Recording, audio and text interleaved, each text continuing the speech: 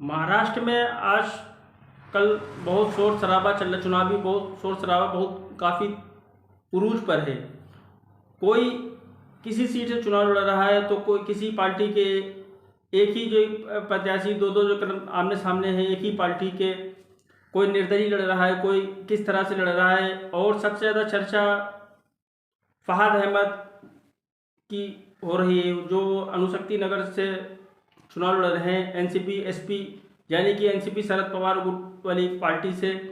वो उनकी चर्चा किस लिए हो रही है? वो इसलिए हो रही है क्योंकि फहाद अहमद अभी हाल ही में, अभी कुछ दिन पहले ही समाजवादी पार्टी में थे और उनको पास में एक बड़ा पद भी था और वो उनको एनसीपी एसपी की तरफ से टिकट मिल जाता है। वो अनुशक्ति नगर विधानसभा से नामांकन भी कर देते हैं और उनके सामने सना मलिक हैं जो नवाब मलिक की बेटी हैं।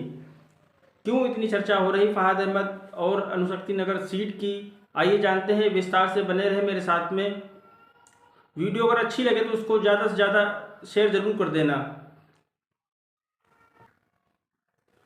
फहाद अहमद वो हैं जो बॉलीवुड एक्टर स्वरा भास्कर के पति हैं। स्वरा भास्कर ने फहाद अहमद, जो कि समाजवादी पार्टी के बड़े, महाराष्ट्र के बड़े नेता थे जिनके पास में बड़ा पद भी था, वो महाराष्ट्र प्रदेश उपाध्यक्ष, युवजन सभा के प्रदेश उपाध्यक्ष थे और अच्छे वक्ता भी हैं, जिनके काम काज करने का तरीका और अच्छी एक पकड़ भी जो है विधानसभा में अच्छी पकड़ भी है और अनुशक्ति नगर के रहने वाले भी हैं। वो समाजवादी पार्टी के पदाधिकारी थे, वो टिकट की दावेदारी भी कर रहे थे, लेकिन समाजवादी पार्टी गठबंधन में जितनी सीट की दावेदारी कर रही थी उतनी सीट नहीं मिल पाती समाजवादी पार्टी को। तो इसलिए जो खेल अखिलेश यादव उत्तर प्रदेश में करते थे, प्रत्याशी किसी का है और सिंबल अपना है, तो इस तरह से ही महाराष्ट्र में भी वही खेल हुआ। महाराष्ट्र में एनसीपी एसपी को कोई अच्छा प्रत्याशी नहीं मिल रहा था जो नवाब मलिक की बेटी के सामने उसको खड़ा किया जा सके, और इधर समाजवादी पार्टी की तरफ से फहाद अहमद भी टिकट मांग रहे थे, लेकिन उनको भी अनुशक्ति नगर से ही टिकट चाहिए था समाजवादी पार्टी की तरफ से। लेकिन अनुशक्ति नगर से समाजवादी पार्टी के टिकट ना मिलकर उनको एनसीपी एसपी की तरफ से टिकट दिया गया। वो फिलहाल समाजवादी पार्टी के कैंडिडेट हैं, लेकिन टिकट उनको एनसीपी एसपी यानी कि शरद पवार गुट की तरफ से मिला है। और दूसरी तरफ सना मलिक हैं जो कि पूर्व मंत्री नवाब मलिक की बेटी हैं। वो एनसीपी अजीत पवार गुट की पार्टी से हैं, यानी कि अब सना मलिक और फहाद अहमद की टक्कर आमने सामने होगी अनुशक्ति नगर सीट से। अनुशक्ति नगर वो सीट है जहां से नवाब मलिक 3 बार लगातार वहां से विधायक होते हैं और कई बार मंत्री भी बनते हैं शरद पवार की एनसीपी पार्टी की तरफ से। और हाल ही में वो कुछ मामलों में वो जेल चले जाते हैं। जेल से छूटने के बाद में वो एनसीपी अजीत पवार के गुट में शामिल हो जाते हैं। गुट में जिस हिसाब से वो शामिल हुए थे कि जिनके ऊपर जो मनी लॉन्ड्रिंग के केस वगैरह लगे थे वो शामिल हो जाएंगे भाजपा गठबंधन की तरफ से, तो उनको क्लीन चिट मिल जाएगी, लेकिन वो ऐसा नहीं हो सका। वो भाजपा इनका उल्टा विरोध करने लगी। नवाब मलिक मानपुर शिवाजी नगर से चुनाव लड़ रहे हैं, जिसका विरोध भारतीय जनता पार्टी कर रही है। उनके खिलाफ भी शिवसेना एकनाथ शिंदे की तरफ से प्रत्याशी उतारा गया है और सामने अबू हसीम आजमी है।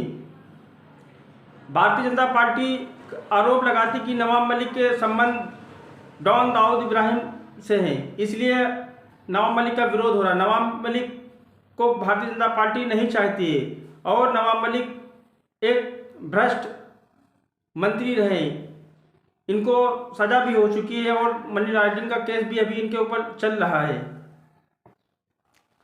अनुशक्ति नगर छोड़कर नवाब मलिक मानपुर शिवाजी नगर पहुंचते हैं तो अपनी बेटी सना मलिक को अनुशक्ति नगर से एनसीपी अजीत पवार वाली पार्टी से टिकट दिलवा देते हैं और वो नामांकन भी कर देती है।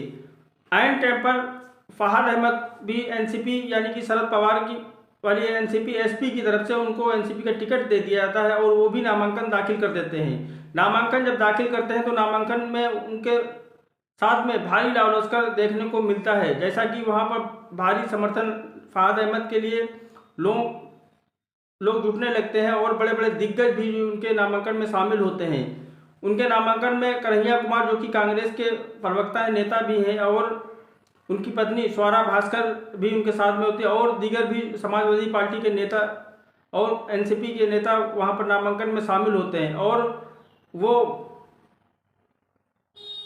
महाराष्ट्र में एकनाथ शिंदे और अजित पवार के भाजपा गठबंधन के ऊपर करारा प्रहार करते हैं और एनसीपी समाजवादी पार्टी और महागठबंधन के लिए की सरकार बनाने की अपील करते हैं। जिस तरह से वहाँ पर फहाद अहमद को समर्थन मिल रहा है उससे यही लग रहा है कि अणुशक्ति नगर सीट इस बार फहाद अहमद निकाल लेंगे।